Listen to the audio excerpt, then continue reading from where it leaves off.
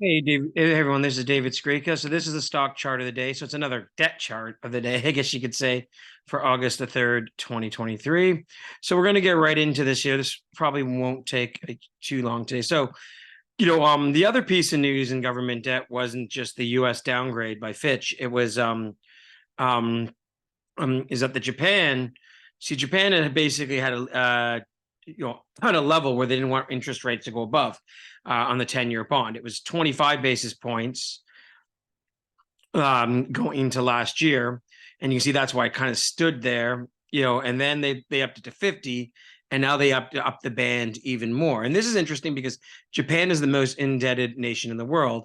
We're going to show you this right now. Japan, you can see this government debt as a percentage of GDP as of 2022 is 261%, way above the second country of Greece, 177. And if we go look at outside of, basically Greece, Italy, and the United States, worryingly the United States, most of these other countries are small third world countries or just very, small, poor type countries, Eritrea, Venezuela, Sudan, Cape Verde, Bhutan, Barbados, Sri Lanka, Bahrain, etc. Right, and then there's a few of the peak countries from Europe in there, and United States. But anyway, you can see Japan is well out of everyone. And actually, Japan has over $12 trillion in debt.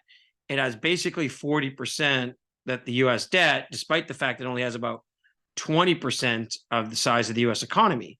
So the problem with these interest rates going higher is it means that at some point, if like for example, let's just use a simple math. If when rates were zero, obviously not every bond they were paying was zero, but say it was zero and you had 12 trillion in debt, you say like theoretically paying 0%, you weren't paying any interest on the debt, right?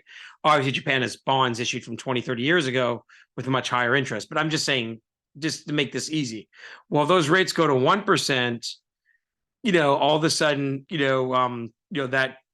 we just said they had over 12 trillion in debt. Well, 1% of 12 trillion is 120 billion, and the Japanese economy is about, like I said, 5 trillion. So 120 billion is nearly 5% of, or sorry, is over 2%, 2.5% of GDP. So that's just really interesting. And that shows you that could hurt their finances. Now, a lot of this debt in Japan is owned by the government because they've done so much quantitative easing in the last 20 years. So some of that interest comes right back into the treasury.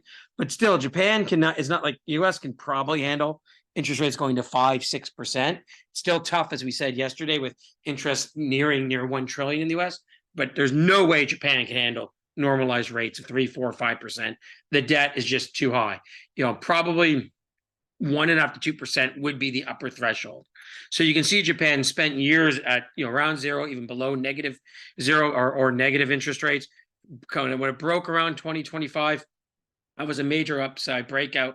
And again, now they've kind of lost control again, and now they're kind of allowing interest to go higher again. So we're going to tell you why that U.S. downgrade of the debt and this Japan interest rate scenario is important. You can see interest rates now in Japan are the highest in nearly 10 years since 2023. So why is this important? Well, one thing that could derail this global recovery that's been going on since the COVID crash and COVID recession, and this bull market that's been going on in stocks, is if you got some kind of sovereign debt crisis. If the U.S., which is the reserve currency, had a currency crisis or debt crisis, or Japan, which is still one of the largest economies in the world and has the second largest bond market in the world, and the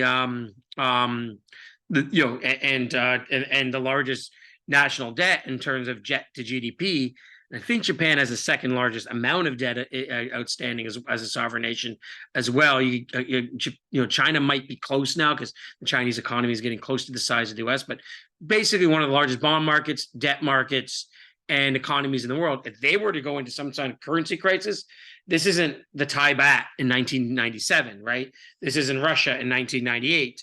This is a huge, gigantic, economy, one of the largest exporters in the world as well.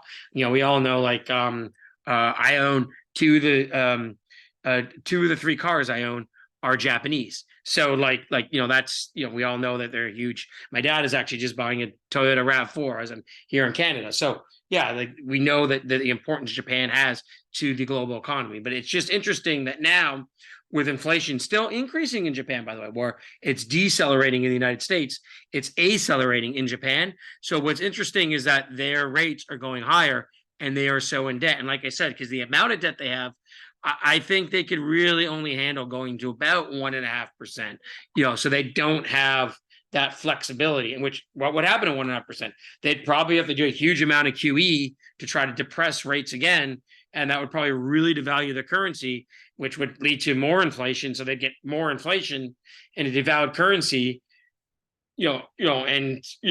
and be trying to keep down interest rates. So it's like a catch-22, right? So I just wanted to show you this. I really think, that downgrade of US debt and potential higher interest rates in the US, or kind of a currency/debt crisis in Japan, are two of kind of gorillas in the room, or elephants in the room, as they say. Like, these are the two big things that could happen on a macro level that could really derail financial markets and derail a global recovery.